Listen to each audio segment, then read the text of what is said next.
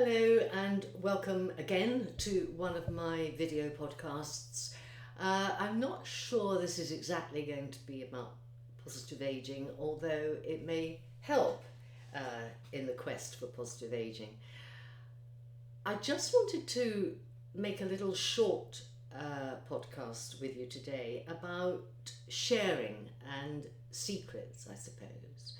As many of you know, I'm now embarked on doing some one-to-one coaching with various people. And I'd forgotten, because it's been a while since I did that, how so often somebody will, at one point in the session, say, do you know, I've never told anybody this before. And this, of course, is a moment of great import, really. It's quite a hot moment, but it's also a moment of deep privilege, really, to be party to something that has burdened someone for a very long time. Now, not everybody's going to go into therapy, and not everybody is going to go to a coach, and not everybody can even vouchsafe a secret to a friend, although I think often with historical secrets, some of which are really grim, it is a good idea to think from time to time, could I unburden myself to somebody about this? Would it help if I shared it with somebody? And I'm just leaving that as a sort of floating question today. Secondly, with more historic things, I would say that over the years in the consulting room, I've often found that people can let something go when they write about it. There seems to be some kind of correlation between the brain and the hand, and that when you actually get something down on paper, and I think it has to be paper, handwritten, not typed into some device or other, that it's a very cathartic thing. And I've known people do things like write down everything that they thought had been wrong with their relationship, maybe years after a divorce, with the aim perhaps of giving it to their former partner, and then finding, do you know, because I've written it down, I don't think I need to give this. I think it's gone from me. Sometimes I've known people set fire to this letter in the garden or something, but I just mention it because if you do feel very weighed down by something that happened maybe a long time ago, it can really help to just get it on paper, read it. You might want to keep it in your sock drawer or something, or you may want to get rid of it, or you may want to give it to someone who is implicated in this, or maybe even just somebody that you know, and you say, this would explain a lot about me, if you'd like to read it at some point.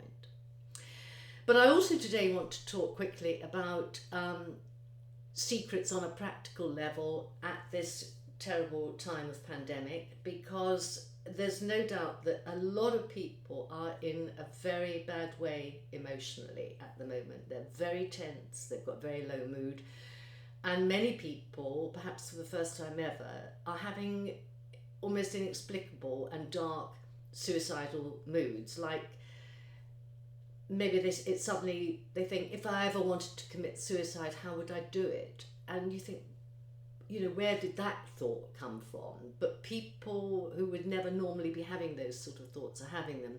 People are having thoughts about, there's a lot of what ifs, you know, well, what if I get pain and we're in lockdown and I can't get any help and nobody will help me and I can't bear it, you know, things like that. What if I never get on the career ladder now? What if I never find a partner? And these what ifs are driving us mad, and I think the only way to deal with those in the short term is to kind of try and stop that circuit by just focusing on what's going to be the next highlight. You know, I'm going to have some goat's cheese on crackers for lunch, or, you know, something really simple, but you can almost stop that circuit going by thinking there are highlights in my day, and what's the next one going to be? That doesn't minimize what you're feeling, but it stops the endless whirring of things. Going for a walk can help that as well. What about secrets on a more practical level that actually you could get some help with? Now, there are a lot of very proud people around, people who don't want to say to anybody, I never thought I'd be lonely.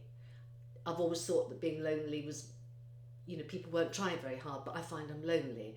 What about, I've always paid my bills, but I'm really, really worried. I keep getting, I'm now getting bills that are written in red writing, like the electricity bill.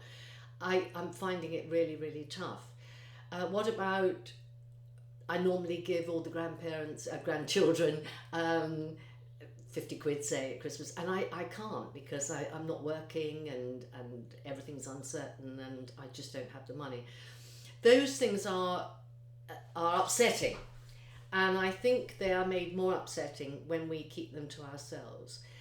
And I would just say this to you, if you have got some financial difficulty like that, would you, if you had the money, help a friend X, Y, and Z? Would you want to help them? Would you actually feel hurt and ashamed almost if that person, if they didn't ask you for that help?